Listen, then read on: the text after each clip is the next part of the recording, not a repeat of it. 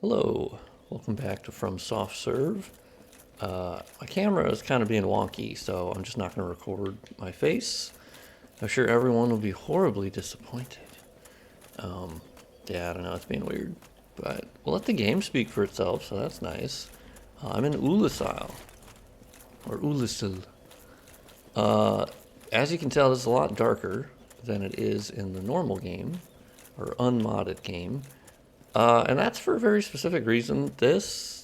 I've edited this to where like the sun basically passes through these buildings and doesn't cast a shadow with them, because that's kind of the big issue in Oolacile, is that in this specific room there were shadows on basically all of this and the foliage, but they were fake shadows. They were the baked shadows, and it was actually kind of jarring because the shadow wouldn't move at all, but you can clearly see that the actual mesh itself for the grass is moving.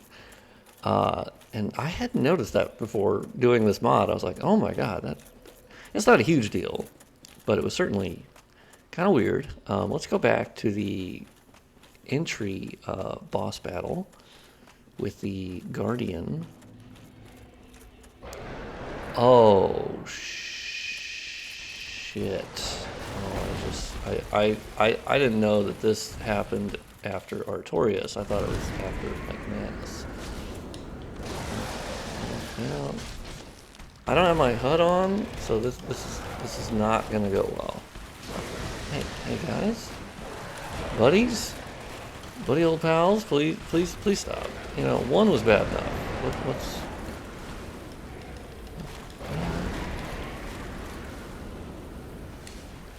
okay? I'm healing up. Okay, we're doing real good. I've beaten this boss battle, but it's pretty terrible at 2. I was trying to show the boss arena, but that's not going to happen. Point being that this boss arena is a lot darker than it used to be, because I set some of the trees to cast shadows. I'm going to get out of here. How about that? Do you guys mind? Are you cool with that? Yeah, you seem cool with that. Yeah, bitches. Yeah, so the actual like room, you can see that there are shadows casting from the trees now, and I basically had to do a balance between making too many things cast shadows and then the whole thing is dark, which would be technically more realistic, but I think it looks not very cool. And so I am going to tweak this area again, because I do want there to be more sunlight hitting here. Like you can see over here, this is where the actual sunlight is hitting. And so I think what I might do is just move the light source for the sun up, and that might be cool. And that could fix some of this, because that just wasn't what it was originally designed for. And the same kind of goes for this bridge, where now that there's actual shadow casting going on, instead of just baked, you can see the sun is hitting here. And I have modified most of this to not cast shadows, so it should technically, the sun should be hitting here.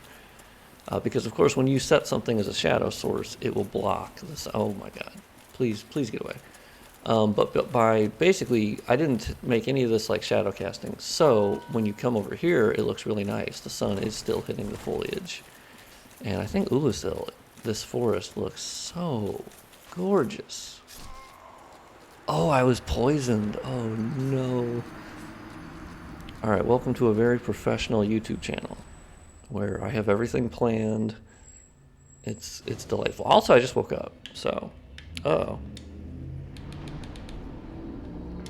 You'll also tell I did not sit at the bonfire I warped to. I forgot the classic saying of Dark Souls 1. Bonfire lit, bonfire sit. Yoink. Alright, well now we're good. Now we're in the something. I don't know.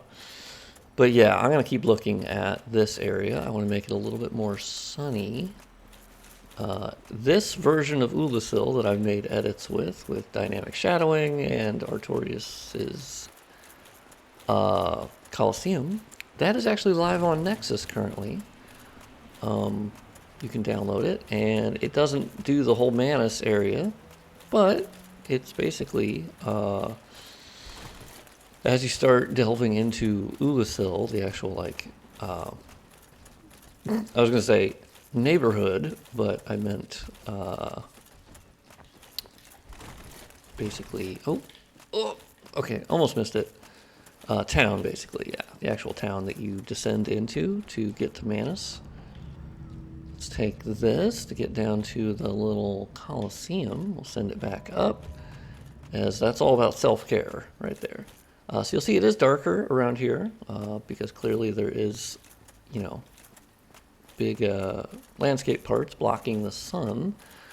I do want to still modify that to have some more sun hitting over here as well, but as you can tell, like, there's obviously giant, like, cliffs that that would block that. So that does make sense.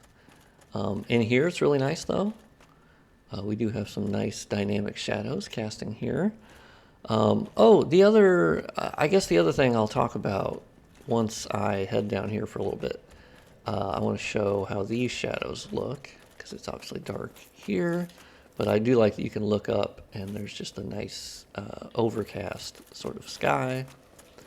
And this is where the shadows are the coolest. There's so many of them because of the contrast of the buildings itself. Oh my god, ow, ow. And so, I mean, just look at those dynamic shadows. Oh, they're so beautiful. It's such I had to actually strip out the baked lighting from basically the entire map because they were baking so many of the shadows, and so now that they're dynamic, it's really nice. Not that there's a huge difference. Like, let's say that From Software had baked literally all of these shadows, like all of the railing shadows, the giant building ones. Like, if they had baked these, it would kind of honestly be fine, because once again, they're static items. That's kind of the big thing, is if they're static buildings, baking them can be fine if you bake them at a high enough quality. They commonly did not, I would imagine, for aesthetic reasons, sometimes, rarely, and also some for, like, performance. The actual, like, baking, the baked ones that they would put are usually so, like, not,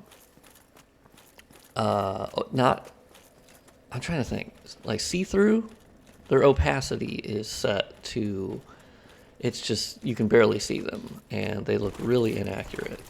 And so that's actually, like, my main reason behind the dynamic ones for these sort of static objects, because the dynamic shadow looks much sharper, and it is based on the actual geometry and where the sun is hitting it, or the approximation of what they consider the sun for the engine. I won't go into that, but, and so it's a lot more accurate in some ways, and also less accurate in others, as obviously ray traced shadows is an example of, well, and also you can go beyond ray traced shadows. You don't even need the ray tracing technically to approximate how a shadow should be sharper.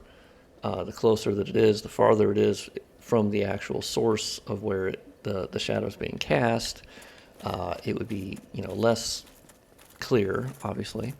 And so obviously this engine does not do that, and it basically just goes, aha, cool, let's render all the shadows. I'm personally okay with that. Dark Souls is obviously not about realism, so for me it is a constant balance between, oh, that's more realistic, and then I go, yeah, but I guess that doesn't matter. What looks best aesthetically? And so that's kind of where I'm at. And let's warp over to Anor Londo, and only for one specific reason. I stumbled on a fix for one of the big issues that was remaining in the mod, is that, and it was most noticeable in Anor Londo, but it was noticeable in some other places too, is that you would go out here, and well, in most any place in the map, actually, God, I can't talk today. You would rotate the camera, and if it was at the angle of where the light source is, and actually it still happens, but it's so much less noticeable. Basically the shadow degrades, and you can see that it becomes less sharp And when you rotate the camera not in that angle, it becomes a little bit sharper. Luckily, it's now to the point where it's not super noticeable in normal like gameplay. I don't think you would notice it. Yeah, it's super not noticeable. It was a skill issue on my part. I set the shadow render distance so incorrect and so large, about 4 times more than I needed. And because I was just trying to basically go, well, what's a setting that would work for every map and just render all the shadows, no matter how far? Well, the problem with that is you're going to render the shadows so far off beyond what anyone can ever see, and it can't handle that. Like, it just genuinely can't. So what it's doing now is it's actually a lot smarter. Like, the shadows down there are still there, but they are lower resolution. But from here, it looks okay. And as you get closer, I did have to modify how far out. So I still am modifying that setting. I'm just doing it smarter, basically.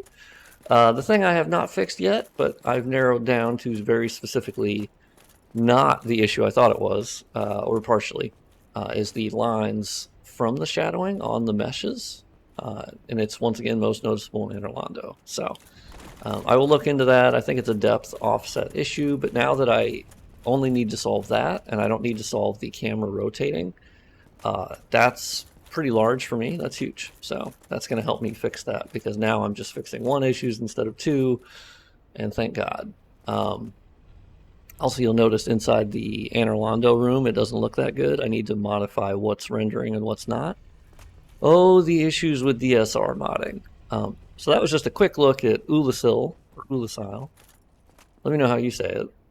And the DSR modding is going really well. I'm having a ton of fun. This is for the cool people that stay until the end of the video. You know, all the real homies. I see you. I love you. I did actually fire up the Prepare to Die edition and the project in DS Map Studio.